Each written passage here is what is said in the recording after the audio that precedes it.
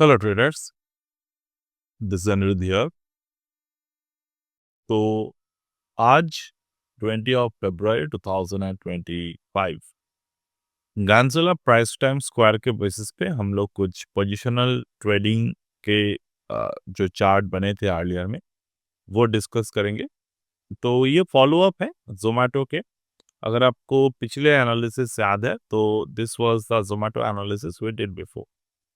तो मैं पुराने एनालिसिस को भी डिलीट करता हूँ and start analysing the fresh with the Zomato. कहाँ पर एंट्री था हमारे एंड कहाँ पर द पोटेंशियल अभी एंट्री बन सकते हैं, वो सब कुछ हम लोग यहाँ पे एनालिसिस करेंगे यूजिंग द गांजेला स्क्वायर ऑफ 9 मेथड। तो ये गांजेला प्रोफेशनल सॉफ्टवेयर है एंड यहाँ पर जो चार्ट आपको दिख रहे हैं this is the square of 9। तो विद दिस सिमिलर हम लोग यहाँ पर सर्कल ऑफ 12 को ऑब्जर्व कर सकते हैं if you know how to use it. मैं यहाँ पर पर्टिकुलरली स्क्वायर ऑफ 9 का ही यूज करूंगा फॉर द पर्टिकुलर लर्निंग। तो ठीक है, तो स्क्वायर ऑफ 9 का यूज करते हैं हम लोग यहाँ पर, साथ में हम लोग प्राइस टर्म स्क्वायर का भी यूज करेंगे। तो पहले मैं यहाँ से जो है वो मून फेजेस को हटा देता हूँ और हम लोग यहाँ पर साइकिल्स को हटा देते हैं। तो this is the pure square of 9 chart. और एस्ट्रोलॉजिकल जो भी नंबर्स है उसको हम लोग अभी यूज नहीं करेंगे, we will use the latter. तो फिलहाल मैं यहाँ पर ट्रायंगल शेप का ही यूज करूंगा, यानी कि ट्रायंगल प्राइस टाइम स्क्वायर का ही मैं यहाँ पर यूज करूंगा। तो चलिए, चार्ट को हमने सेटअप कर लिए हैं। अब हम लोग दूसरे लर्निंग पे आते हैं। तो जोमेटो को अगर मैं देखता हूँ तो जोमेटो अपने लिस्टिंग के समय से इट वाज कंटिन्यूअसली फॉलिंग और ये 2022 के आसपास एक बॉटम को क्रिएट किया। वहां से मार्केट ने ऊपर की तरफ जाना स्टार्ट किया एंड हम लोग को पिक कैसे करना है कोई भी स्टॉक को, हम लोग को तभी स्टॉक को पिक करने हैं बेस्ड ऑन द डब्ल्यूटी ज्ञान पॉइंट ऑफ व्यू। जब कोई स्टॉक अपने पुराने प्राइसेस के रेंजेस को ब्रेक करे। तो पुराने प्राइस रेंज को हमें कैसे समझना होगा यहाँ पे, तो उसके लिए आपको चार्ट के जो बर्थ एरिया है उसको आपको देखना है। तो स्टॉक लिस्ट कहाँ पे हुआ था, 130 के प्राइस से 160 के आसपास मार्केट ने हाई को बनाए थे। वहां से मार्केट जब बॉटम बनाए ये 41 के आसपास मार्केट ने बॉटम को क्रिएट किया। तो हमारी जो नियर बाई 0 डिग्री नंबर है वो क्या है, यानी कि नियर बाई 0 डिग्री नंबर ये है 53, 86।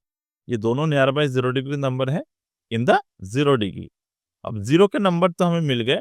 अब मैं अगर 90 के नंबर मतलब 90 डिग्री के नंबर देखूं तो वो कौन से हैं, 61 एंड 96। तो मुझे क्या देखना है, मुझे देखना है 53 और 61 के लेवल को। कैसे देखना है, 53 और 61, this is the 53 and here is the 61। ये दोनों नंबर को मैंने यहाँ पे ऑब्जर्व किया। तो 53 और 61 को मैंने यहाँ पर ऑब्जर्व किया। ये 53 और 61 क्या है, 0 to 90 डिग्री।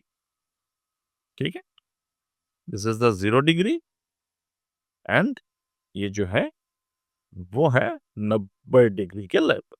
ठीक है, अब 0 से 90, 0 से 90, अब हमें दोबारा रेंज को मार्क करना है 86 को और 96 को।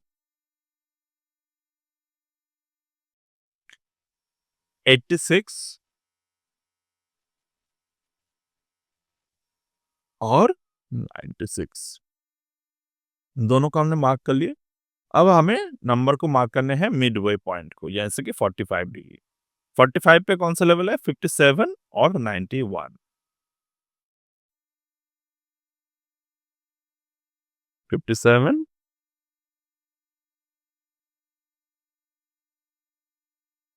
और यहाँ पे 91।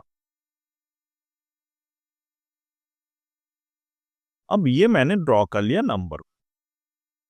अब समझ लेते हैं दोबारा से हमने ये रेंज क्यों ड्रॉ किया।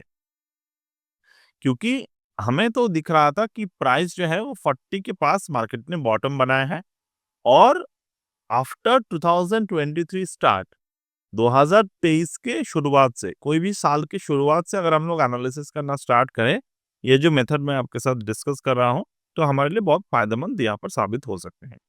तो जनवरी 2023 पर मार्केट में रेंज था ₹60, तो ₹60 के पास जो भी 90, 45 और 0, 45 और 90 के जो नंबर है, उसको मैंने कर लिया मार्क।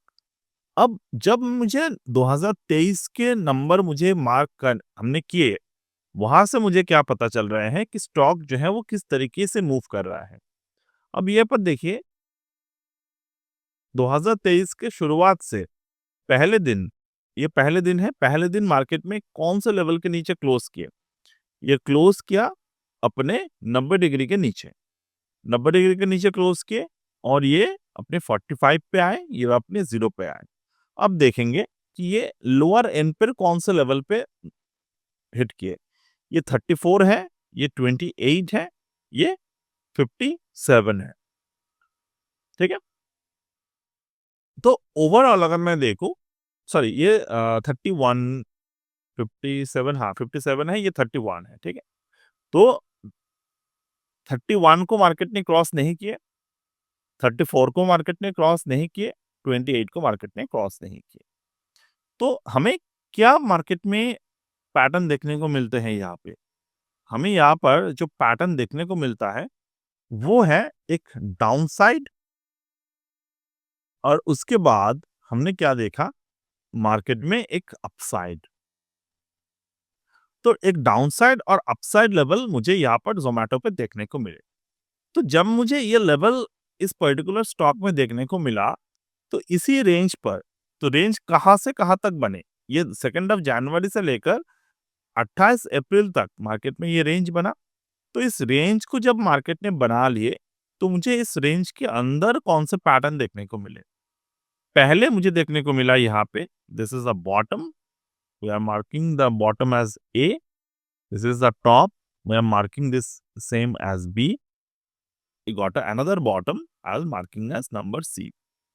तो यहाँ पर मुझे पैटर्न वाइज़ क्या पैटर्न देखने को मिले?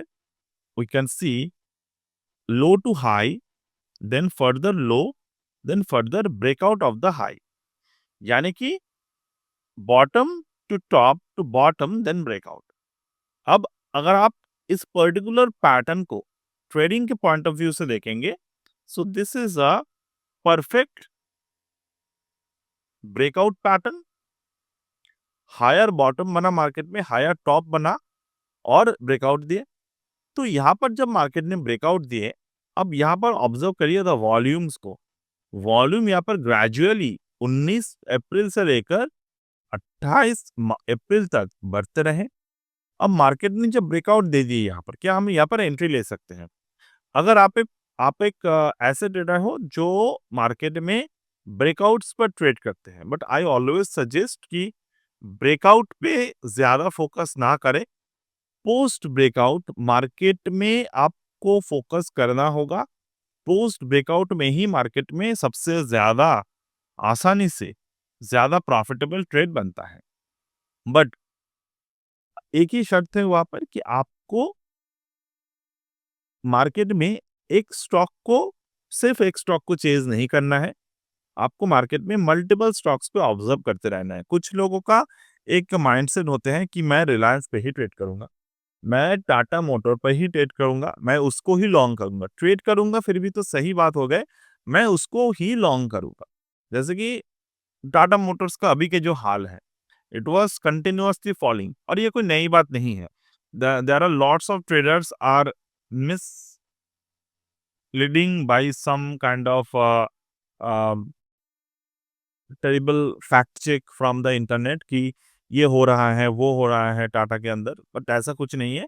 Tata motor have their own chart pattern. अगर आप पुराने चार्ट पैटर्न को जाकर देखेंगे, इस पे करेक्शंस आना बहुत ही कॉमन बात है और करेक्शंस के बाद इस पे जो ओवरकम होते हैं वो काफ़ी अच्छे तरीके से वो रिकवर करते हैं। तो आपको ट्रेडिंग करना आना चाहिए, चार्ट को समझना आना चाहिए, फंडामेंटल शीट को समझना आना चाहिए। एक बार आपने समझ लिए, then you can make your own decision.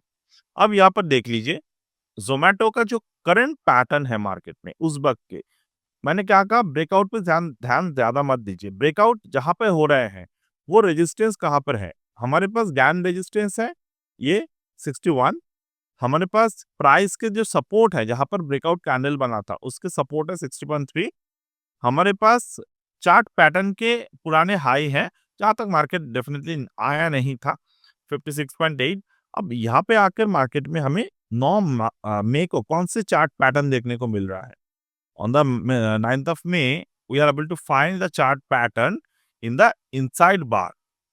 तो मुझे यहाँ पर मदर कैंडल देखने को मिला, बहुत सारे चाय कैंडल के बाद मार्केट में ब्रेकआउट आए।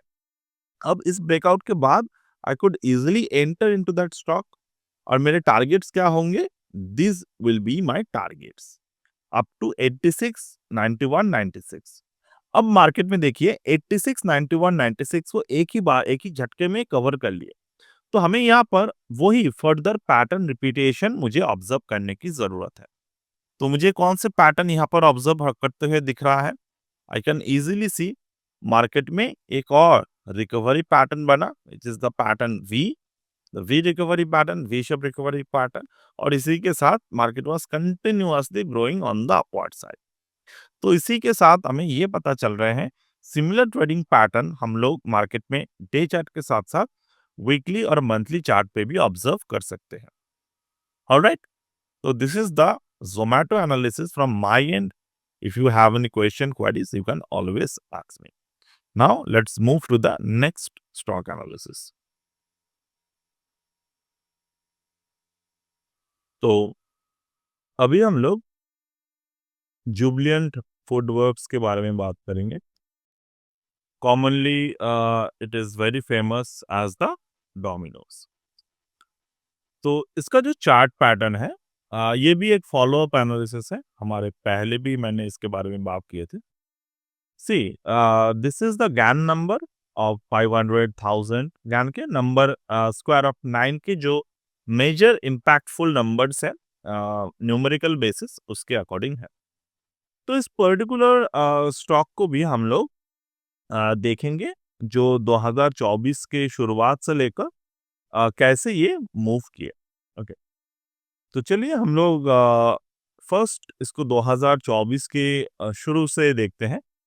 तो 2024 में 1 स्टॉक प्राइस के ओपनिंग से क्लोज जो हुआ था वो 565 से लेकर 560 पे क्लोजिंग हुए थे, जो बहुत ही impactful closing on the bearish side बाद में हमें जाकर देखने को मिले।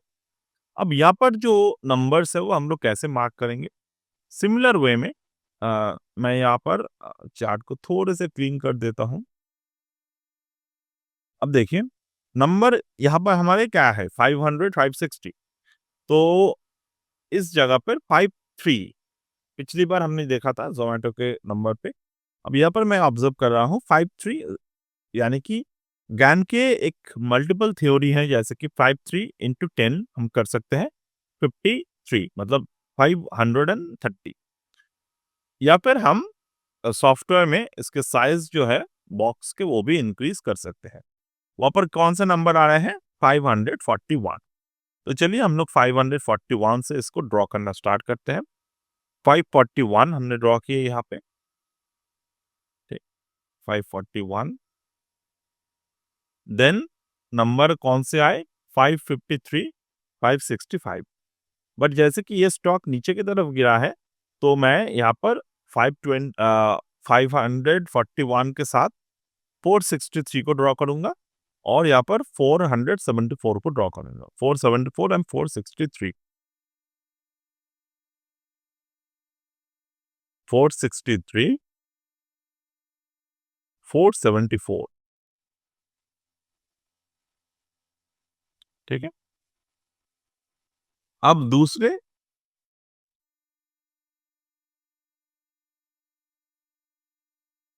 452 को हम लोग नंबर को मार्क करेंगे यहाँ पर 452 को,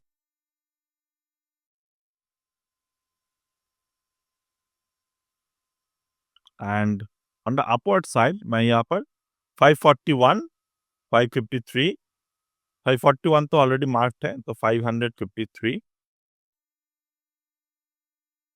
और 565 को मैं यहाँ पर मार्क करूँगा।